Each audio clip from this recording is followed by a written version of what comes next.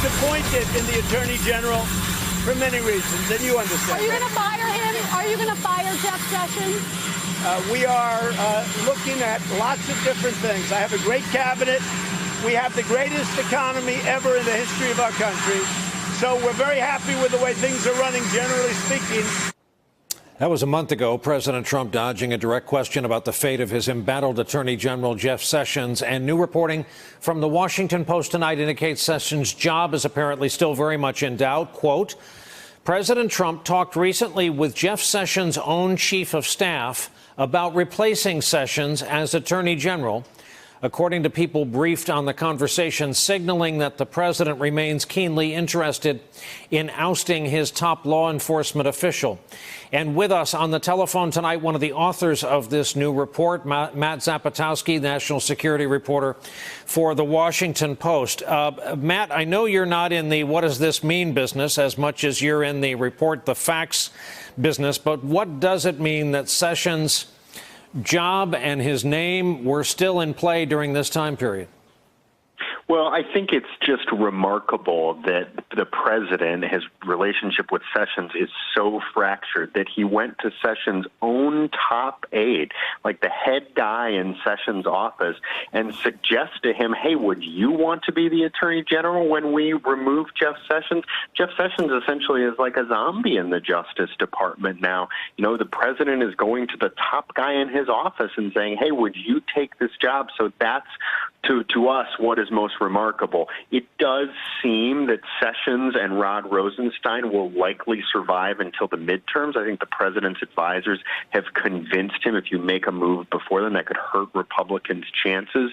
But after that, I think all bets are off, and it's very likely that Sessions goes. Now, this Sessions chief of staff, keeping things polite, you would think there would be a recruitment and vetting process for the next chief law enforcement officer of our country. Would his background, his name, put him organically on any vetting list of top 5 candidates to be Attorney General? Well, he's not someone who was really connected in D.C. circles. He didn't come from D.C. big law, as many attorneys general do. He was the U.S. attorney in Iowa for a long time. He ran unsuccessfully for the Senate out there. People might know him best, frankly, because before he became Jeff Sessions' chief of staff, he was a CNN political commentator, legal commentator. He's a very conservative guy. He looks the part. He's an University of Iowa football player, big, tough-looking guy, and we understand that's part of what is appealing to him, to Trump. But he's not a name that people in connected D.C. legal circles would probably know, and he's really a behind-the-scenes guy as Jeff Sessions' chief of staff, too. We have a shot of him, in fact, behind the Attorney General. Mark, thank you for your reporting tonight. Thank you very much for joining us by telephone. Matt Zapotowski, forgive me. Thank you so much. This is the latest piece of reporting on this relationship between the president and his still Attorney General.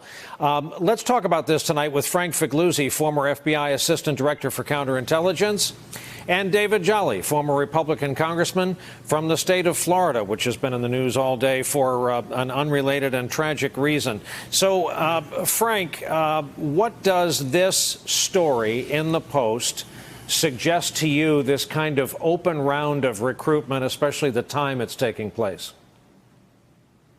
Well, a couple of things, Brian. First, I have to say, when it comes to Jeff Sessions, the phrase dead man walking comes to mind. I think it's increasingly looking like he is going to go after the midterm. And then secondly, I've got to think about the political nature of seeking his replacement. So we're talking about a chief of staff now, about the potential replacement, or someone who's been talked to about replacing the AG. This is not a typical position from which you pick the Attorney General of the United States. The chief of staff is someone who has incredible organization skills, administrative skills, runs the office for the Attorney General, but not someone who ascends to that cabinet level position. So then you ask why this person? And we find the CNN essay that was written by this man that says that he believes Mueller has approached a dangerous red line when he started looking into the finances and the financial connections between Mueller and Russia, between the president and Russia. So we have a man who's on record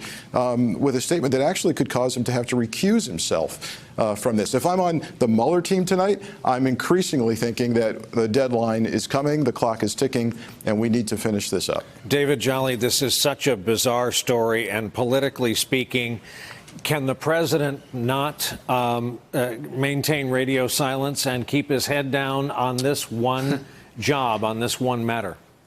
And listen, the takeaway from the Kavanaugh confirmation for Donald Trump is that the Republicans on the Hill will stick with him through whatever he does, including firing Jeff Sessions. And even if the Democrats take over the House, he already knows he's going to be subject to investigation, so he might as well get Jeff Sessions out of the way, replace him with a loyalist. And to Frank's point, this is what the nation needs to know about Matt Whitaker, the chief of staff.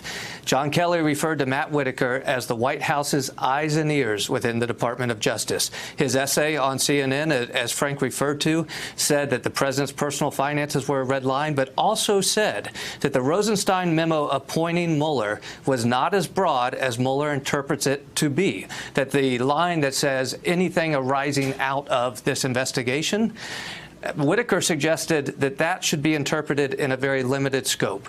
That is why the White House wants Whitaker there, because he will do the president's bidding and possibly shut down this investigation if Mueller hasn't concluded it by the time he would get there.